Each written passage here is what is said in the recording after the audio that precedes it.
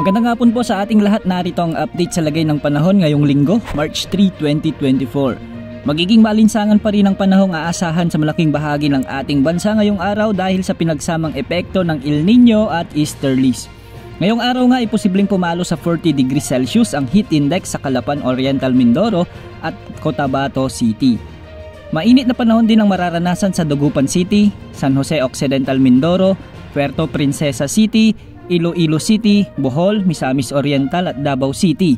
Ang mga nasabing lugar ay posibleng makaranas ng heat index o ang mararamdamang init ng katawan mula 37 to 39 degrees Celsius. Sa init ng panahon na ito, ugaliing magsuot ng komportableng damit, uminom ng maraming tubig at umiwas sa tirik ng araw kung kinakailangan para makaiwas sa heat stress o heat stroke.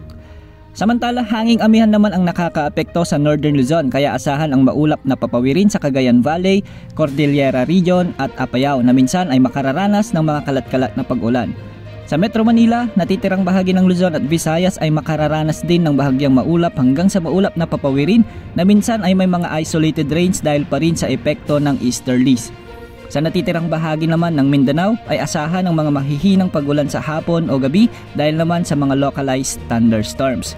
May gale warning pa rin sa seaboards ng extreme northern Luzon kaya pinag-iingat po natin ang ating mga kababayang may maliliit na sasakyang pandagat sa mga nasabing lugar. Malinis pa rin ang kalangitan sa loob at labas ng ating PAR at wala tayong inaasahang sama ng panahon na makakaapekto sa bansa hanggang sa mga susunod na araw.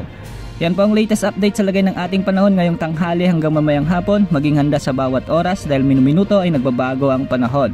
Ito po ang weather update ng bayan, maasahan anumang panahon.